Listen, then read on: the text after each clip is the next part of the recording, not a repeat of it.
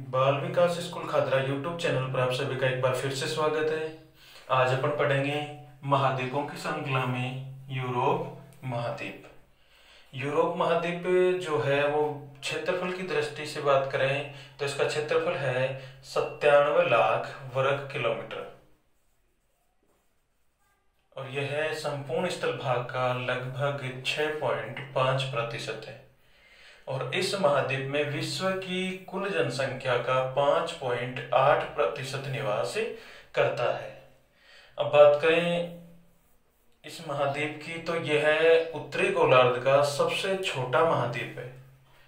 उत्तरी गोलार्ध का सबसे छोटा महाद्वीप यूरोप महाद्वीप और दक्षिण गोलार्ध की बात करें तो सबसे छोटा महाद्वीप ऑस्ट्रेलिया महाद्वीप है।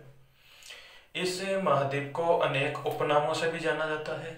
यूरोप महाद्वीप जो है इसको अनेक उपनामों से जाना जाता है, जैसे प्रायद्वीपों का महाद्वीप, प्रायद्वीपों का प्रायद्वीप। और यहाँ पर उद्योग जो है, उद्योगों का विकास कहें, जन्म कहें या आधुनिक सभ्यता का जनक कहें, परिणाम स्वरूप इसे आधुनिक सभ्यता का केंद्र भी कहा जाता है। इस महाद्वीप को एशिया महाद्वीप से अलग करने वाली जो पर्वत श्रृंखला है वो है ये काकेशस पर्वत श्रृंखला। इस यूरोप महाद्वीप का जो सबसे ऊंचा पर्वत शिखर है वो है एल्ब्रुस।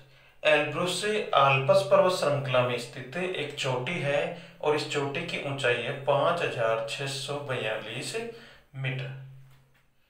अब बात करें इसके देशों की तो देशों में सबसे पहले मैं आपको बताना चाहूंगा विश्व का क्षेत्रफल की दृष्टि से सबसे बड़ा देश है रूस। और रूस इसी महाद्वीप में स्थित है। यहाँ पर जो ये देश स्थित है ये जो है ये रूस है। रूस क्षेत्रफल की दृष्टि से विश्व का सबसे बड़ा देश है। इसके बाद अन्य देशों की बात इसमें अपन करें तो यहाँ पर है ये पुर्तगाल। ये जो भाग है ये पुर्तगाल है। ये जो है ये स्पेन है और इसको स्पेन का पठार भी कहते हैं। यहाँ पर जो देश है वो स्पेन है। यहाँ पर जो देश है वो फ्रांस है। यहाँ पर ये जो भाग है ये इटली है। इसके बाद यहाँ पर ये है ग्रीस, ये इसे यूनान भी कहते हैं, राजधानी एथेंस। इसके बाद इससे ऊपर यहाँ पर मैसेडोनिया। यहाँ पर अपन प्रमुख देशों की चर्चा करेंगे। ये इंग्लैंड है, ये आयरलैंड गणराज्य है। इसके बाद यहाँ पर ये जो भाग है यहाँ पर ये जोलेन पर्वतमाला है। यहाँ ये है नॉर्वे, ये जो लंबी पट्टी है ये नॉर्वे, नॉर्वे के इधर ये स्वीडन है। इधर ये जो भाग है यहाँ पर ये फिनलैंड है, ये फिनलैंड है। इसके बाद अभी अपन ने यहाँ की चर्चा कर ली, ये था रूस। रूस के इधर यहाँ से पड़ता है बेलारूस, बेलारूस के नीचे यहाँ पर पड़ता है यूक्रेन और बेलारूस से थोड़ा सा ऊपर अपन बढ़ेंगे तो यहाँ पर पड़ता है लिथुआनिया। लिथुआनिया से थोड़ा सा ऊपर पड़ता है लातविया और इससे थोड़ा सा ऊपर और बढ़ते हैं अपन तो यहाँ पर पड़ता है एस्टोनिया। इसके इधर यहाँ पर पड़ता है पोलैंड और पोलैंड से नीचे पड़ता है स्लोवाकिया। स्लोवाकिया के बराबर में ही है चेक गणराज्य और स्लोवाकिया के नीचे है हंगरी, हंगरी के बराबर में इधर यहाँ से पड़ता है यह है रोमानिया।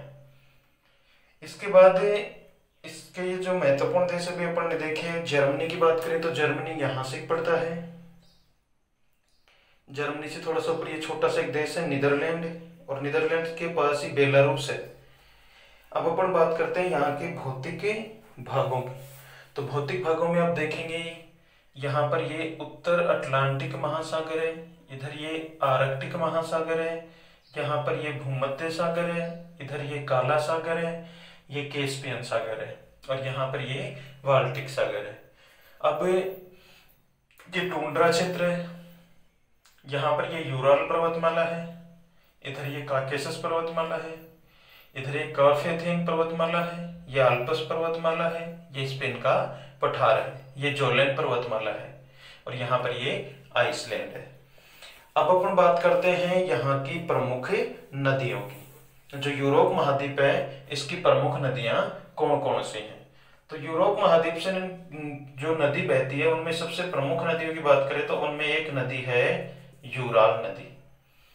यूराल नदी जो है यह यूराल नदी यूराल पर्वत से निकलती है। यूराल पर्वत जिसकी बात अभी अपन ने यहाँ पर की थी, यूराल जो रूस में है मुख्य रूप से रूस में पड़ता है, यहां से निकलती है और यह नदी अपना जल ले जाकर कैस्पियन सागर में, ये जो भाग है कैस्पियन सागर इधर, ये एशिया है, एशिया। तो यह नदी यूराल नदी जो है, जो यूराल पर्वत से निकलकर कैस्पियन सागर में ले जाकर अपना जल गिरा देती है। इसके बाद दूसरी नदी की मैं बात करूं तो वो है डेन्यूब नदी। डेन्यूब नदी जो है वो आल्प्स पर्वत से निकलती है, यह आल्प्स पर्वत है, यहां से डेन्यूब नदी निकलती है और इसके बाद यह नदी अपना जल ले जाकर के काला सागर में गिरा देती है, इस काला सागर में अपना जल गिरा देती है। इसकी और एक विशेषता है, संसार में सबसे ज्यादा 8 देशों से होकर बहती है यह नदी, 8 देशों से होकर बहने वाली संसार की एकमात्र नदी है।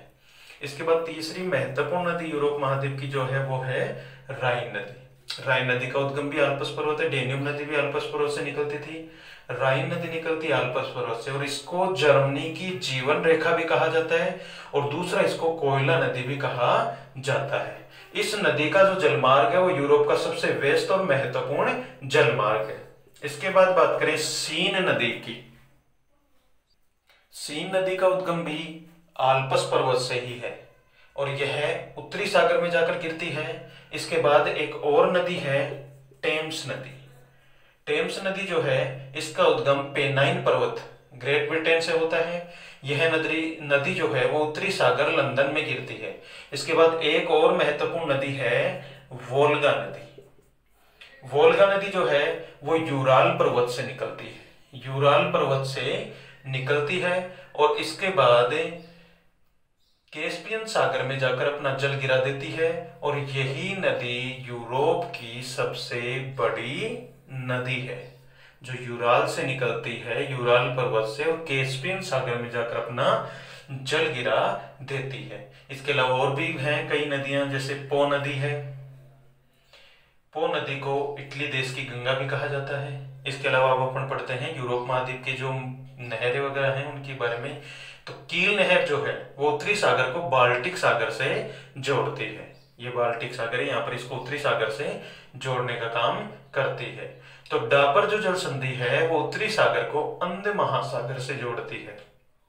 अटलांटिक जो महासागर है उसको अंध महासागर भी कहा जाता है। अब अपन बात करते हैं बोस्पोरस जल संधि की। तो यह काला सागर को मरमरा सागर से जोड़ती है, यहाँ पर ये काला सागर है जिसको मरमरा सागर से ये जोड़ती है। अब अपन बात करते हैं फ्रांस और स्पेन के मध्य जो पर्वतमाला स्थित है जिसे पिरेनीज पर्वतमाला कहा जाता है। यह पर्वतमाला फ्रांस और स्पेन के मध्य स्थित है। एक पर्वत और है पेनाइन पर्वत।